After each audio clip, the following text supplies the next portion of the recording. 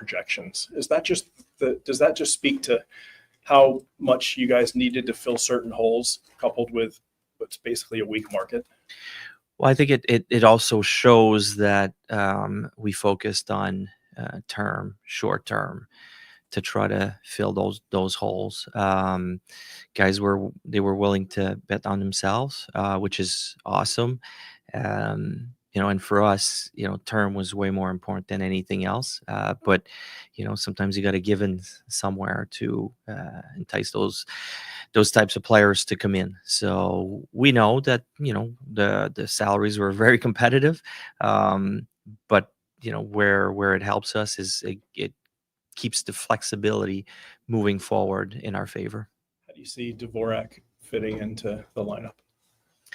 I'm excited about him, and then I think one of the enticing part too for him is the opportunities that he's going to have. It's no secret that we're pretty thin in the middle. Couturier and Cates really are the only two for sure. I mean, we hope that Zegras can play center as well, but there's opportunities there for him, probably more than he would have seen somewhere else, and I feel that was probably very enticing for him. So to get a big body like that that can play a 200-foot game, win faceoffs for us, I think he makes us a better team having him down the middle. With Vladar, what was it about him that maybe made you guys look to target him specifically to add to the goalie position?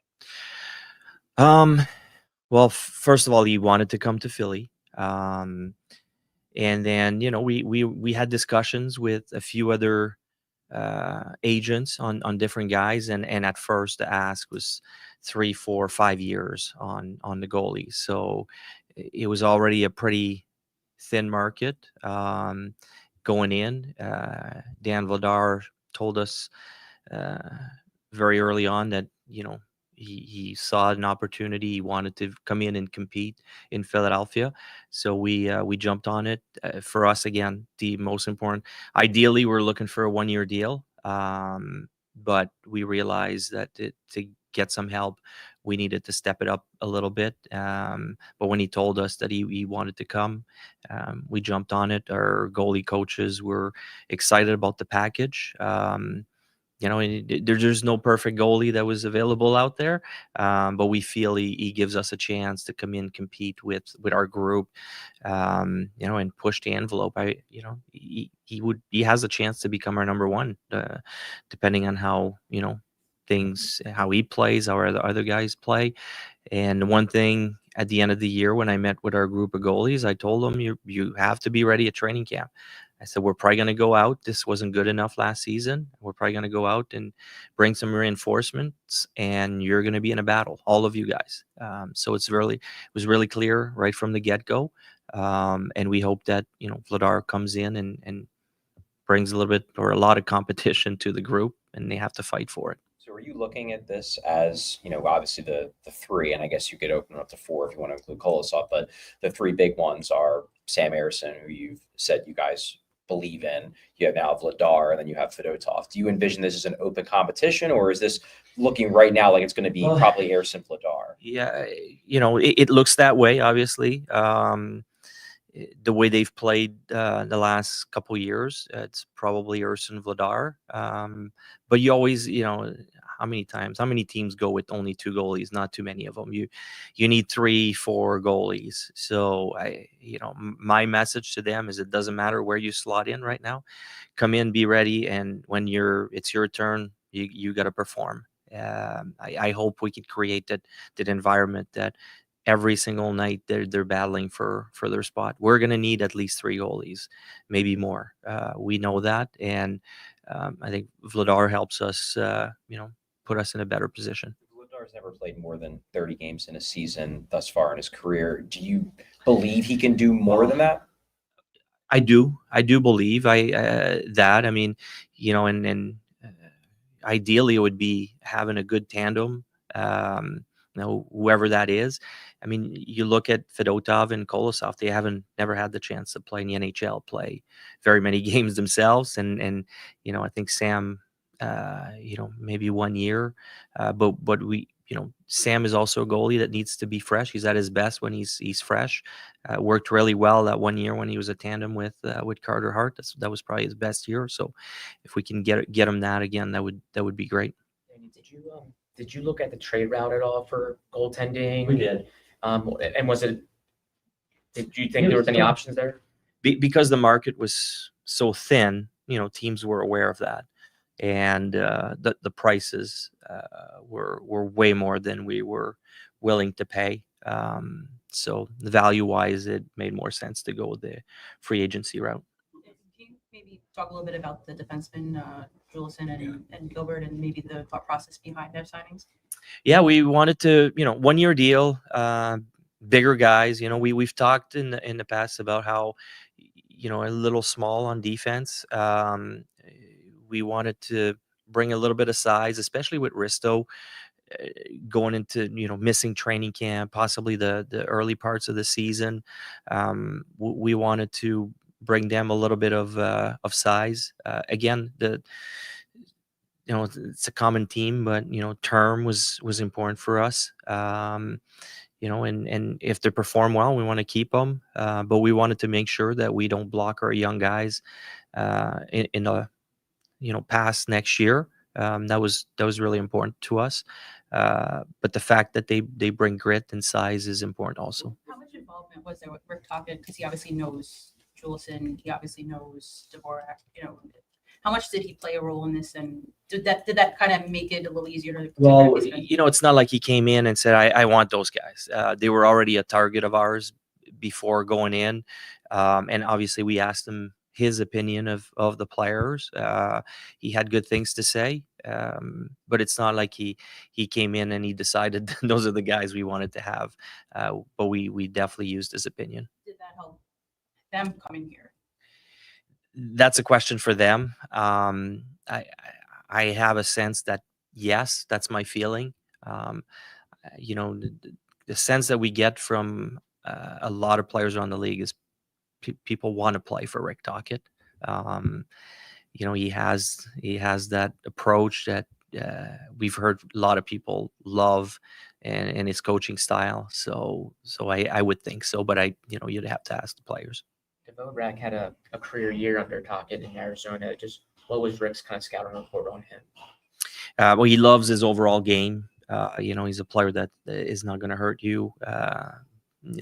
Defensively, you can play him against any lines, and that's the interesting part. Like he's matchup wise, it makes his life easier with Coots being that way, Cates being that way. Luchenko is known as that way. So we have a lot of centermen in the organization. Dorwart is, a little bit that way. I'm not saying they're all ready to play right away, but they're guys that can go and play against any of the top lines. You don't have to worry about matchup. So, that was interesting on Dvorak's side, the face-off, the penalty kill.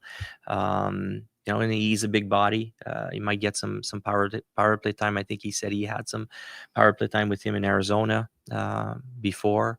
So just overall, I think he makes us deeper down the middle. Does the Dvorak signing block Luchenko from making the team this year? No. Luchenko is, he's going to have to earn it.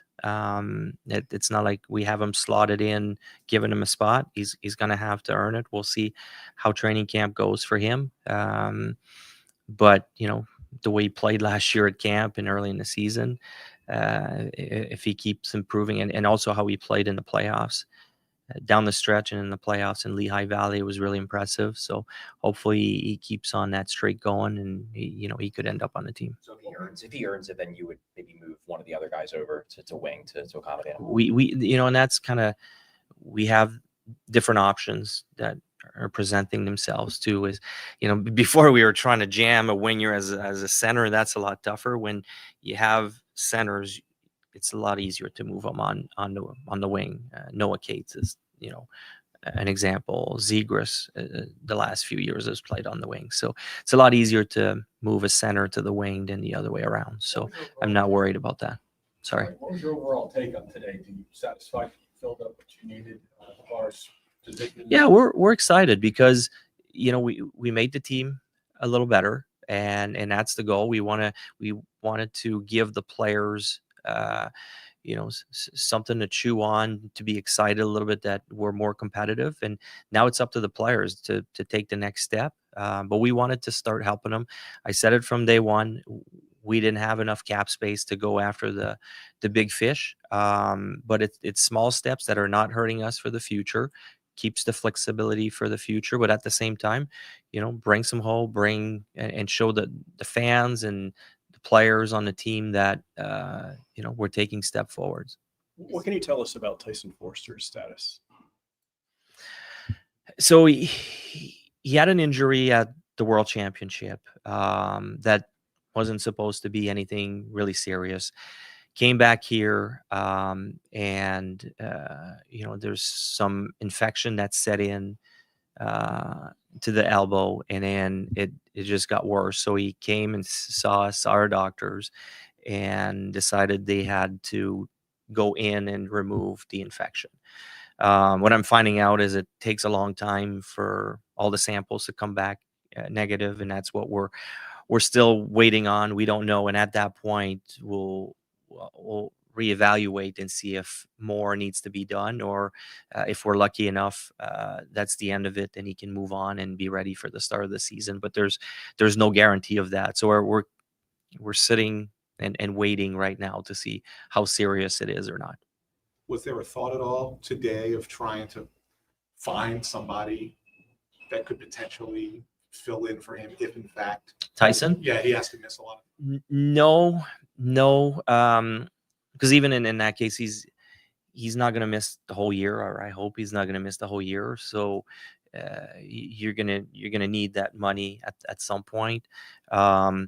We have some young guys. Maybe if he does have to miss early in the season, that maybe they step up. Maybe it's an Alex Bump. Maybe it's Porter Martone.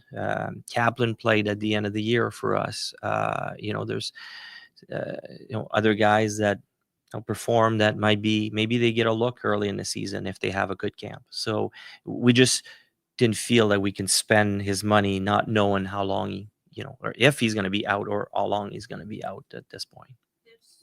Like a twofold question. Do you feel like you're done with what you need? And then I guess the follow-up is that, because you're kind of close to the cap, is there the thought of putting like a Ryan Ellis, or maybe even, I guess, a Risto if he misses some considerable amount of time on long term? Yeah. You haven't really used it in the past. Correct. Are we done? Look, we're always open for business. I've always said that.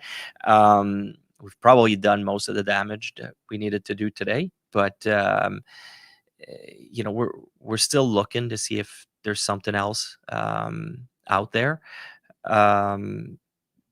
Ideally, we would prefer not going into off-season LTIR, but obviously we're getting close to the cap, and if there's something that's too good to pass up, we will look into it.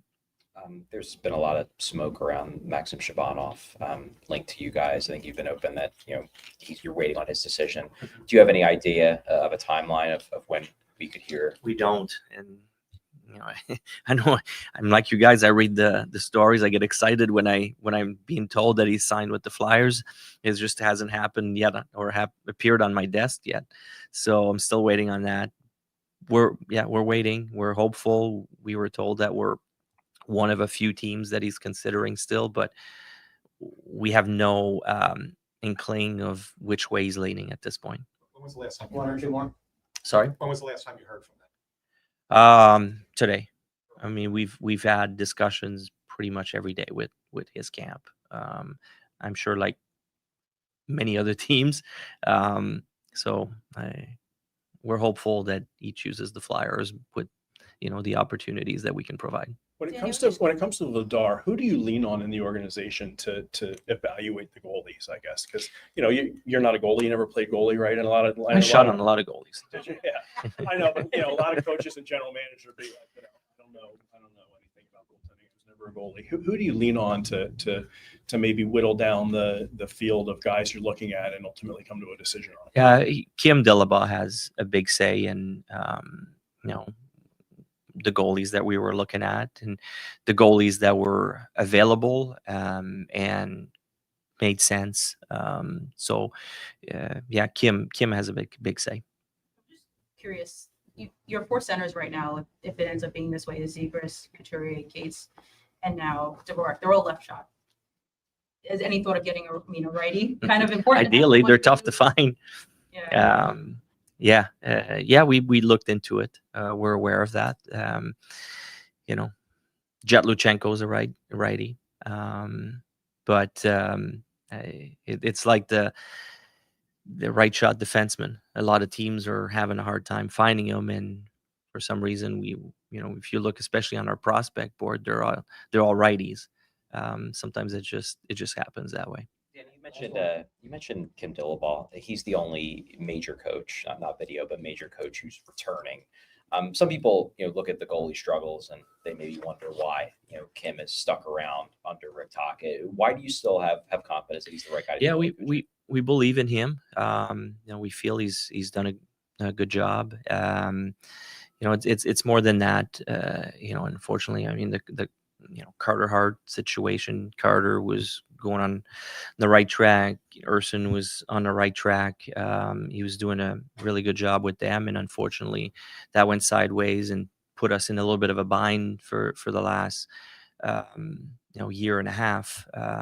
So we feel he's earned it before, and hopefully it was just a bad year last year, and our goalies get back on track, and he deserved to have a look. Thank you, guys.